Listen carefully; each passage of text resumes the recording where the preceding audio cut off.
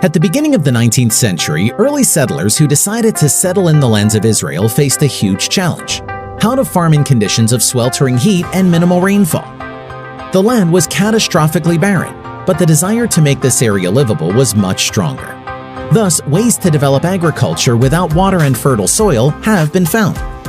How exactly did Israel manage to become the capital of advanced technologies in this area? We will find out in this video on the Innovative Techs channel.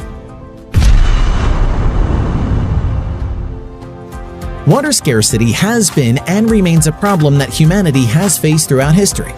But if earlier a relatively small part of the world's population suffered from a lack of water, then in the last century this problem has reached a global scale.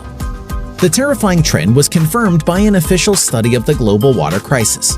Scientists have found that at the beginning of the last century, only 14% of the world's population, which is more than 200 million people, lived in areas with a certain degree of water shortage. By the 1980s, this share had increased to 42%, and by the 2000s, it had increased to 58%. 3.8 billion people faced water shortages. More than a billion of them lived in areas experiencing severe water shortages, mainly in South and East Asia, North Africa, and the Middle East.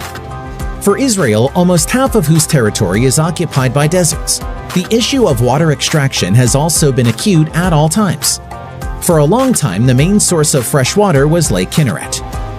In 1952, the new state began to build a national water supply system, a network of pipelines, canals, and reservoirs for the supply of water from natural reservoirs and Lake Kinneret in particular. Simultaneously, the construction of hundreds of wells for the extraction of water from underground aquifers was launched in the country. However, despite significant successes in the fight for fresh water, it was still not enough to meet the agricultural needs of the state. Amid a rapidly expanding population and booming industry, Israel is faced with a new challenge. Over the years, the country's average rainfall has decreased, and water resources have been depleted.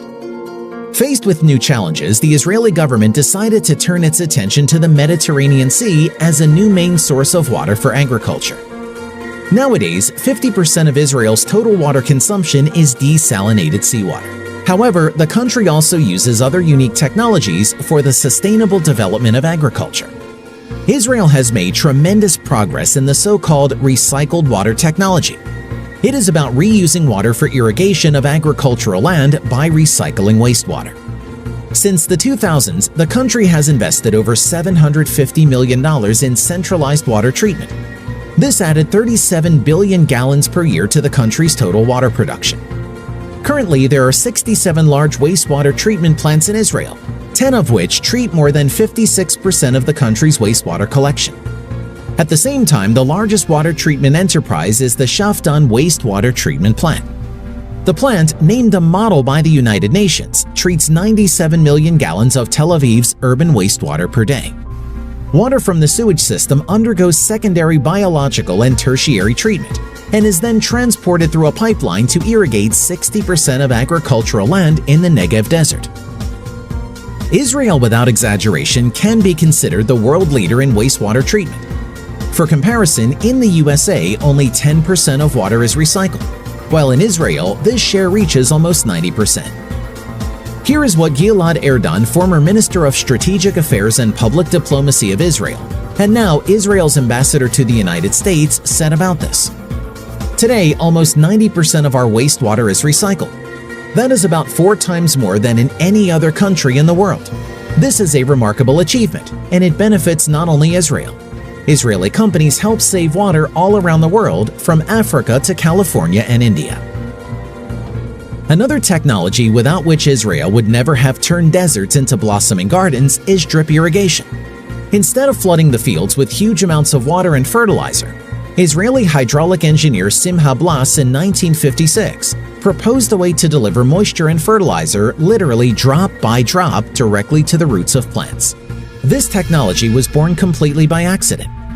Noticing that one tree was more luxuriant than the others in the backyard, Blas dug up the soil near the tree trunk and found that water was dripping from the damaged pipe and fell directly to the roots.